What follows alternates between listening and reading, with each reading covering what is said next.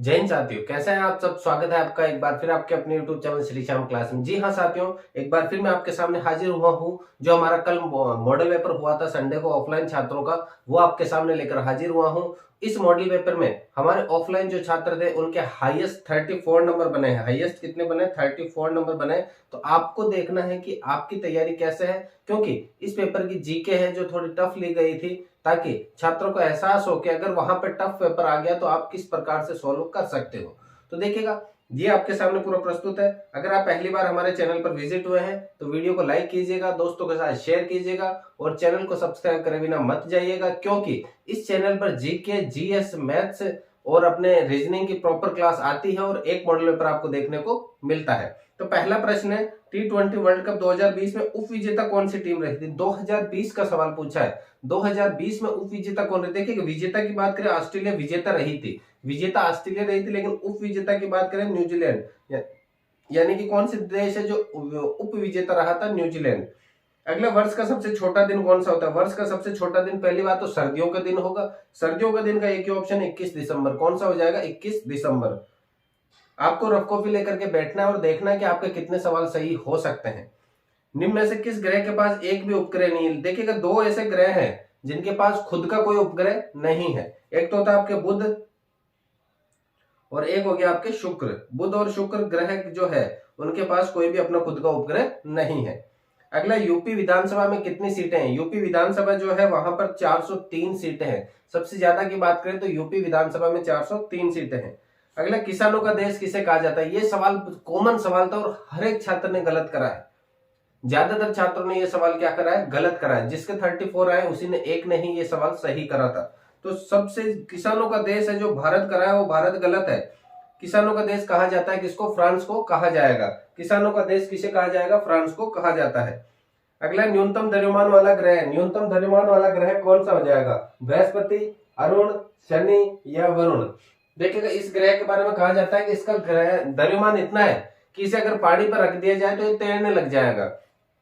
तो कौन सा ग्रह है? शनि। शनि जिसके ऊपर लग जाता है वो व्यक्ति वैसे ही तैरता ही है, पानी के अंदर डूब नहीं पाता, वो तैरता है ऊपर ऊपर, उसको पूरे दुख देखने को पड़ते हैं। तो शनि ग्रह क्या है? जिसका द्रव्यमान सबसे कम है। अगला, किस सूची का संबंध भाषाओं से है? भाषाओं से रिलेटेड कौन सी सूची है जिसमें सभी के सभी क्या होते हैं? भाषाएं जोड़ी गई है। 22 भाषाओं को मान्यता दी गई है। उस सूची में 8वीं अनुसूची में 22 भाषाओं को मान्यता दी गई है। अगला, विजय स्तंभ का निर्माण किसने कराया? विजय स्तंभ राणा कुंभा ने करवाया था। राणा कुंभा ने विजय स्तंभ का निर्माण करवाया है। अगला है, विज्ञान दिवस कब मनाया जाता है? विज्ञान दिवस कब मनाया जाता है? विज्ञान दिवस आपके डॉक्टर रमन के जन्मदिन के उपलक्ष्य में मनाया जाता है, जहां पर रमन प्रभाव दिया था उन्होंने। तो ये 28 फरवरी को मनाया जाता है। अगला, कृष्णा नागर का संबंध किस खेल से है? कृष्णा नागर जो आपके पैरा ओलंपिक में थे, उन्होंने स्वर्ण पदक भी जीता था। तो किस खेल से संबंधित है ये कृष्णा नागर? बैडमिंटन से संबंधित है। वह धातु जिसे चाकू की सहायता से काटा जा सकता है। देखिएगा, सबसे पहले गैलियम की बात करें तो गैलियम हथेली पर रखने पर गल जाएगा। वह धातु जिसे हथेली पर रखने पर वह पिघल जाती है, कौन सी है? गैलियम है।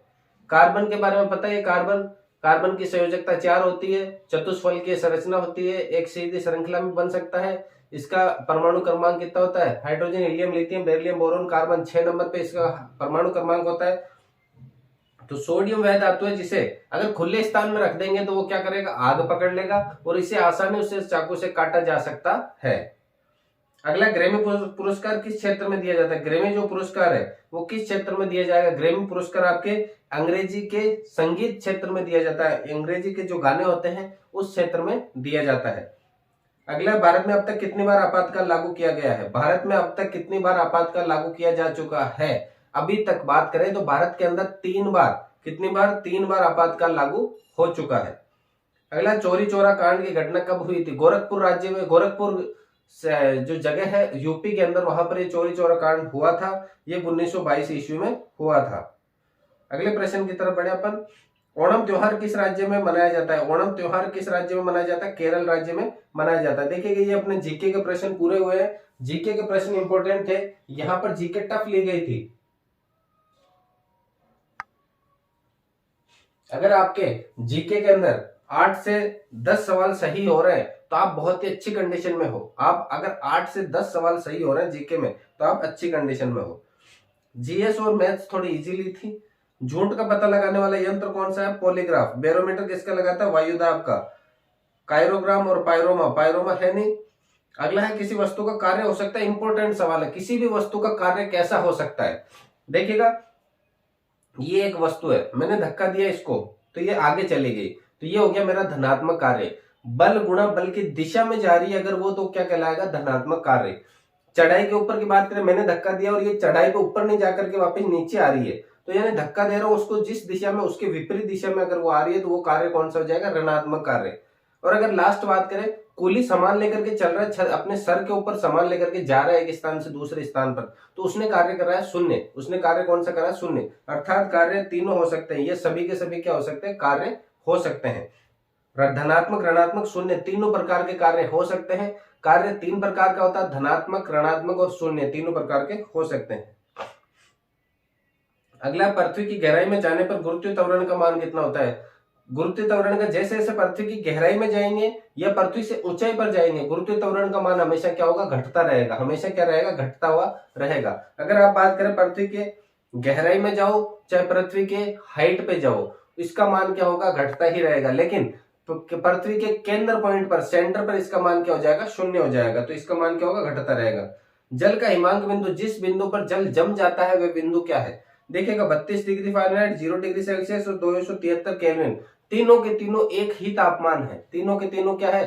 ताप के निम्नतम पैमाने हैं। ताप के निम्नतम पैमाने हैं। 32 डिग्री से 212 डिग्री हाईएस्ट, 0 से 100 डिग्री हाईएस्ट, 273 से 373 केल्विन हाईएस्ट है। तो ये सभी के सभी क्या है? जल के हिमांक बिंदु है।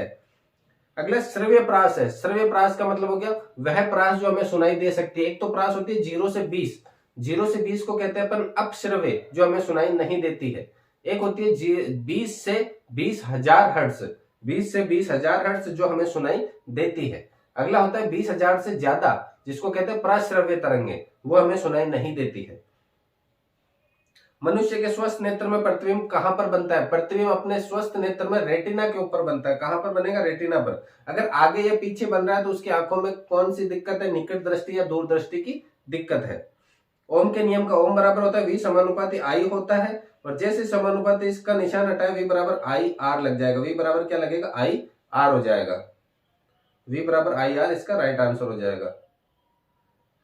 अगला है, किन्हीं दो चुंबकों के समान ध्रुव एक दूसरे को, देखिए एक तो N ले लिया आपने और एक S ले लिया। अब जब इनको पास में लाते हैं तो ये एक दूसरे को क्या करते हैं? प्रतिकर्षित करते हैं। क्या करेंगे? समान ध्रुव, अच्छा दोनों समान ध्रुव है तो क्या करेंगे? प्रतिकर्षित। लेकिन अगर अलग अलग N और S लाए तो आपस में चिपक जाएंगे। विपरीत है तो चिपक जाएंगे, और एक जैसे हैं तो वो दूर हटेंगे, यानी प्रतिकर्षित हो जाएंगे। नाभिक की चारों ओर निश्चित ऊर्जा वाली कक्षा को क्या कहा जाता है? जैसे ये नाभिक है, इसकी ये जो कक्षाएं होती है के एल, ये जैसे के कक्षा है, ये एल कक्षा है, इन कक्षाओं को क्या कहते हैं? ऊर्जा स्तर कहते हैं। कक्षा कक्ष या फिर ऊर्जा स्तर कहा जाता है। क्या कहा जाता है? कक्षा कक्ष या फिर ऊर्जा स्तर कहा जाता है इनको। अगले प्रश्न की तरफ बढ़े अपन। निष्क्रिय गैसों का वर्ग कौन सा है? निष्क्रिय गैस है जो काम में नहीं आती है, जैसे कि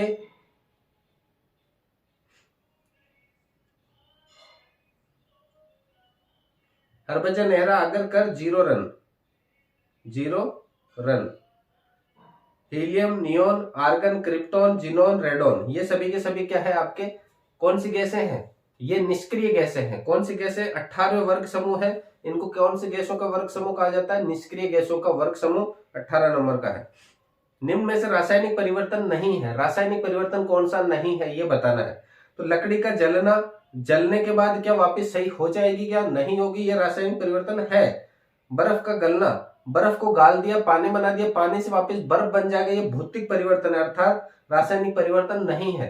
या रासायनिक का मतलब हो गया अगर एक बार चेंज हो गया तो वापस चेंज नहीं होगा, और आपके भौतिक का मतलब हो गया एक बार चेंज होके वापस वो उसमें पहली अवस्था से दूसरी में आएगा, दूसरी से पहली में चलता रहेगा वो प्रक्रिया।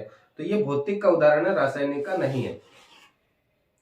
अगला, शुद्ध जल का 25 डिग्री सेंटीग्रेड पर पीएच मान कितना होता है? शुद्ध जल जो होता है बारिश का पानी, उसका एवरेज पीएच मान की बात करें तो कितना हो जाएगा? 7 हो जाएगा। 7 पीएच का मतलब हो गया इसका उदासीन होता है, न अम्लीय न क्षारीय। और एक होता है अम्लीय वर्षा। अम्लीय वर्षा अगर 5.5 से पानी का पीएच मान कम हो गया तो उसे कहते हैं अम्लीय वर्षा। गोताखोरों द्वारा तन्नू ऑक्सीजन के साथ प्रयोग की जाने वाली गैस है। गोताखोर जो होते हैं ऑक्सीजन के साथ में कौन सी गैस लेते हैं? ऑक्सीजन के साथ में हीलियम गैस का प्रयोग करते हैं। उनका जो सिलेंडर होता है उसमें हीलियम गैस भी होती है।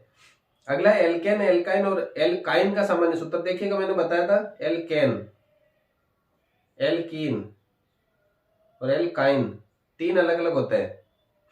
सबसे पहले तो सभी में CnH2n, CnH2n, CnH2n ये सभी में आ जाएगा। अब बात करें जो सबसे पहले है उसके +2 कर दो तो ये हो जाएगा एल्केन का, एल्केन का तो ये हो गया। जो सबसे बीच में है उसको कुछ भी नहीं मिला, ये हो गया इसका फर्स्ट का। एल्काइन जो सबसे लास्ट में है उसका -2 कर दिया अपन ने, क्या कर दिया -2, तो ये हो जाएगा इसका -2 हो जाएगा। तो एल्काइन का हो गया -2 हो गया। अगला कोशिका की प्रोटीन फैक्ट्री किसे कहते हैं? देखिएगा राइबोसोम जो होता है उसे कोशिका की प्रोटीन की फैक्ट्री कहते हैं। माइटोकॉन्ड्रिया को कोशिका का क्या कहते हैं? पावर हाउस कहते हैं, शक्ति गृह कहते हैं। गोल्जी गाय को अपने इसका ट्रैफिक, कोशिका का ट्रैफिक हवलदार कहा जाता है। तो ये 30 प्रश्न पूरे हो गए अपने, जिसमें 15 जीके के और 15 अपने इसके जीएस के पूरे कंप्लीट हो चुके हैं। अब आगे बात करते हैं अपन अगले प्रश्नों की तरफ। मैथ्स के प्रश्न है अगले मोस्ट इंपोर्टेंट प्रश्न।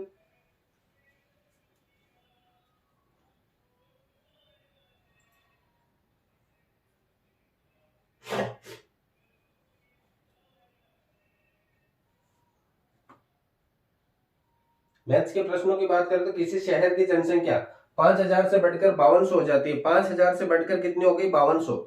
तो उसके प्रतिशत वृद्धि कितने की हुई? वृद्धि के देखिएगा आपको सीधा सा सिंपल सा याद रखना है। मैंने बताया था कि 5000 का 10% कैसे निकालना है। जब भी आपको 10% निकालना हो तो एक के बाद पॉइंट लगा दो पीछे से। तो इसका 10% की बात करें तो कितना हो गया? 5000 हो गया। जबकि अपने को तो सिर्फ और सिर्फ 200 ही बढ़ाना है, 200 ही बढ़ाना है। तो अपने 10% 5000, तो 1% निकालने के लिए क्या करा? पीछे से 2 के बाद पॉइंट लगा दिए, यहां पॉइंट लग जाएगा। तो 1% बराबर कितना हो गया? 500। बड़े कितने हैं? 2000। 1% के 500, तो 2% के 1000, 3% के 1500, 4% के 2000, यानी 2000 बढ़े कितने परसेंट पे? 4% पे बढ़े हैं।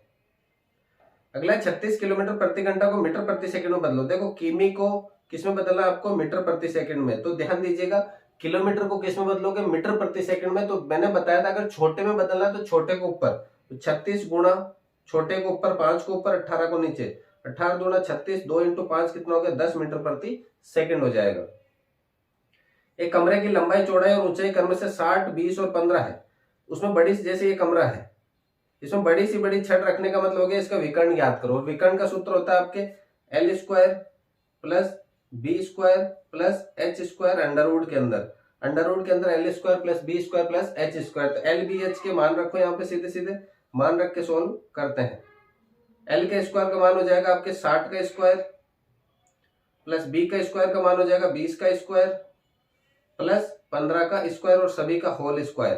तो 60 का स्क्वायर कितना हो गया? 3600, 20 का हो गया आपके 400, 15 का हो गया 225, सभी को जोड़ के करा तो 4225। और 4225 किसका अंडरवुड होता है? ये 65 का अंडरवुड होता है।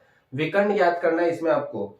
लगातार प्रथम 5 अभाज्य संख्याओं का औसत क्या होगा? प्रथम 5 अभाज्य संख्या, तो देखिएगा प्रथम अभाज्य संख्या कौन सी होती है? 2, जिसके अंदर केवल और केवल खुद का भाग जाता है। 2 + 3 + 5 + 7 + 11, क्योंकि 9 में अंदर 3 का भी जाता है इसलिए नहीं होगा। अब इन सबको जोड़ा तो 2 और 3 5, 5 और 5 10, 10 और 7 17, 17 और 11 28, 28 में भाग दो आप 5 का।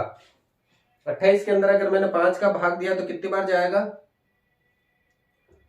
5 से दिया 5 25 और आगे 3 बचा, 3 के आगे पॉइंट लगाते हैं, कितना हो जाएगा? 5.6। 30 में दिया तो 5.6 हो जाएगा। अगला हो जाएगा अपने तो एक वृत्त की त्रिज्या 35 है तो इसकी परिधि और व्यास ज्ञात करो। देखिएगा परिधि का सूत्र हो जाएगा 2πr, 2πr। अगर बात करें परिधि का सूत्र हो गया कितना? 2πr। 2 की जगह 2, पाई की जगह 22/7 और r की जगह हो जाएगा अपने 35। 5 से काटा 5 बार, कितनी बार कट गया? 5 बार। तो 22 दूनी 44, 44 × 5 कितना हो गया? 220। तो परिधि एक ही ऑप्शन है जिसमें 220 है, तो परिधि होगी 220। तो त्रिज्या हो गई, व्यास हो गया इसका जस्ट डबल, 35 का डबल कितना हो जाएगा? 70। 35 का डबल कितना हो गया आपके? 70। अगला ब्रिजेश, उमेश तथा सुरेश एक कार्य को 12, 15 और 20 दिनों में कर सकते। तीनों एक साथ करेंगे तो अपन एलसीएम लेंगे और जोड़ देंगे। 1/12 प्लस 1/15 प्लस 1/20, एलसीएम लिया तो 60। 12 का भाग 60 में दिया 5 बार, 15 का भाग 60 में दिया 4 बार, 20 का भाग इसमें दिया 3 बार। 5 और 4 9, 9 और 10 11 12, 12 बट्टा कितना हो गया 60। 12 से काटा 60 को तो 1/5, तो यानी कितने दिनों में करा इसको, 5 दिनों में इस कार्य को करा है। प्रथम अभाज्य संख्या आपको पता है 2 है, अब 2 ऑप्शन है जिसमें, और भाज्य संख्या, भाज्य 4 भी है 8 भी है, लेकिन इसने पूछा प्रथम अभाज्य और भाज्य, तो प्रथम भाज्य संख्या कौन सी है, 4 है। अगला 37 प्रश्न अपने हो चुके हैं। मूलधन बताइए यदि वार्षिक दर 6%, 3 वर्ष तक ब्याज 144, तो देखिए यहाँ ऑप्शन है जो 8000 की जगह कितना है 800 ही है, तो 144 तो ब्याज के हैं। पी अपन को ज्ञात करना है, दर 6% है, समय 3 वर्ष है, बट्टा क्या हो जाएगा 100, तो 100 को उधर भेज दो, 144 गुणा 100 बटा 6 गुणा 3, 6 से काटो सबसे पहले 6 दूनी 12, 2 और 4 6 चौका 24, फिर 3 से काटो 8 बार, 8 इंटू 100 कितना हो जाएगा 800 रुपए, तो ब्याज मतलब मूलधन कितना हो गया 800 रुपए। 45 गुण 90 और 25 में 8 का स्थानीय मान कितना होगा, देखिएगा 8 यानी 8 यहां पर लिखा हुआ है, उसके आगे कितने हैं वो 0 कर दो, तो ये हो गया 8 का स्थानीय मान, 8000 क्या हो जाएगा 8 का स्थानीय मान। 25% को भिन्न में बदलो, 25% को किस में बदलना आपको, भिन्न में, तो 25 लिखा, प्रतिशत का निशान हटाते बट्टा 100, 25 से कम 25, 25 चौक 100, कितना हो गया 1/4 हो गया।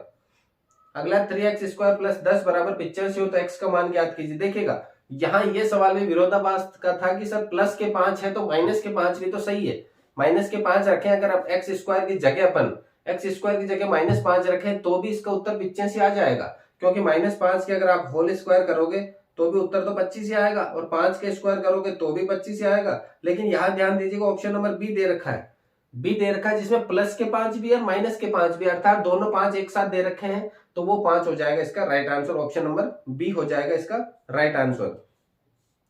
अगला किसी कक्षा में 500 विद्यार्थी, उसमें से 450 क्या हो गए पास हुए, तो फेल कितने हुए, तो फेल संख्या में बात करें तो फेल 50 हो गए, तो 500 का कितना प्रतिशत 50 है, तो सीधा से मैंने अभी शुरुआत में बताया था 500 का अगर 10% निकालना हो तो पीछे से 1 के बाद पॉइंट लगा दो, तो 10% कितना हो गया 50, तो यानी फेल कितने हो गए 10% फेल हो गए। अगला है 3 में कितने जोड़े आपने, 3 और 5 8 जोड़े, पहले 5 जोड़े, फिर 8 में 7 जोड़े तो 15 आ गए, 15 में 24 कितने जोड़े 9 जोड़े तो 24 आ गए, 24 में 11 जोड़े तो 35 आ गए, 35 में 13 जोड़े तो कितने हो गए 43 हो गए। तो अब क्या देखो 5 जोड़ा 7 जोड़ा 9 जोड़ा 11 जोड़ा 13 जोड़ा, तो अब की बार कितने जोड़ेंगे 15 जोड़ेंगे, तो जैसे 48 में 15 जोड़े राइट आंसर क्या हो जाएगा 63। अगला है PST, देखिएगा P कितने नंबर पे आता है NOP यानी 16 नंबर पे P आ गया, QRS यानी 17 18 19 पे कौन आ गया S आ गया, T कितने पे आ गया EJOT यानी 20 नंबर पे T आ गया। इन सबको जोड़ो, इन सबको जोड़ दें तो 55 नंबर बनते हैं, यानी इन सबका सीधा सा योग है। तो N कितने नंबर पे आता है 14 नंबर पे, P कितने पे आ गया आपके 16 पे, और R कितने पे आ गया 18 पे, सीधा सा जोड़ दो 8 6 14 4 18 का 8 हासिल लगी 1 3 1 4, तो कितना हो जाएगा 48, इसका राइट आंसर हो जाएगा। अगला ऐसा बहुभुज जिसका प्रत्येक कोण 90 डिग्री, देखिएगा एक तो वर्ग होता है जिसके सभी के सभी कोण क्या होते हैं 90 डिग्री के होते हैं, और अगर आयत की बात करें तो आयत के भी सभी के सभी कोण क्या होते हैं 90 डिग्री, तो वर्ग और आयत दोनों हो जाएंगे यानी ऑप्शन नंबर ए व बी दोनों।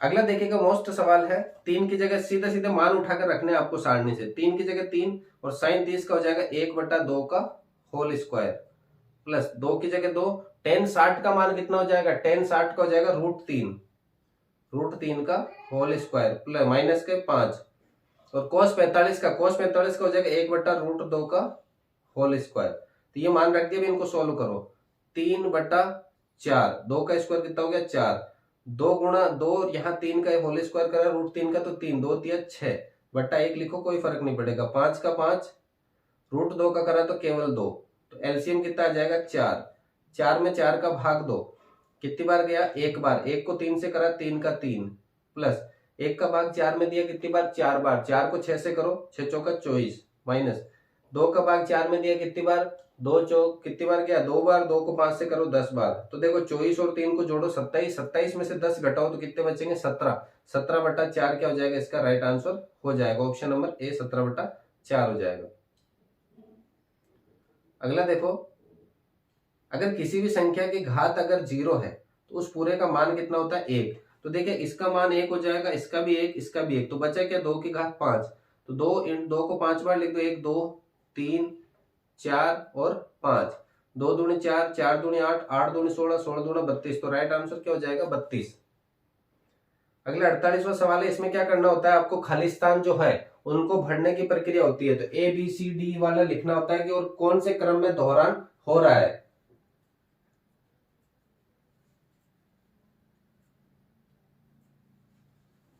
निश्चित पथ में एक दोहरान होगा, तो दोहरान देखना है तो मैं सीधा से बता देता हूं, यहाँ पे ऑप्शन नंबर सी है, जैसे कि A B C C B A B C C B A B, last है सी सी बी। देखो A B C C B, A B C C B, A B C C B, तो एक निश्चित दोहरान हो रहा है, तो option number C में निश्चित दोहरान हो रहा है। सचिन की इकलौती साली मीनू है, तो ये सचिन है, सचिन की साली कौन हो गई, मीनू।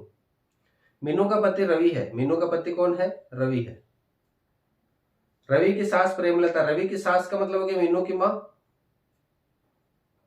प्रेमलता की एक और बेटी है स्मिता, यानी सचिन की जो है पत्नी हो जाएगी स्मिता, क्योंकि एक तो बेटी मीनू है जो किसकी पत्नी है, रवि की है, और सचिन की पत्नी कौन हो जाएगी, स्मिता।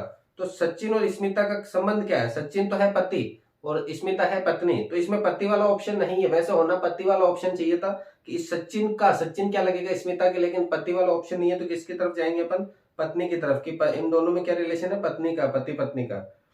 अगला है विद्यालय वाला, विद्यालय के पूर्व की ओर डाकघर है, जबकि मेरा घर विद्यालय के दक्षिण में है, विद्यालय है ये विद्यालय होगा, विद्यालय के पूर्व में, यहां पर विद्यालय मान लिया, विद्यालय के पूर्व में क्या है, डाकघर है, यहां पर डाकघर है, जबकि मेरा घर विद्यालय के दक्षिण में, मेरा घर किस दिशा में, दक्षिण दिशा में, यहां पर मेरा घर है, और ये सेंटर में क्या है, विद्यालय है। डाकघर के बीच की दूरी तथा विद्यालय व मेरे घर के बीच की दूरी बराबर है, यानी ये दूरी और ये दूरी क्या है, बराबर है। तो मेरे घर से बाजार, बाजार की जगह यहाँ पे वापस लिखना है डाकघर, क्या लिखेंगे, डाकघर, वापस क्या लिखेंगे, डाकघर।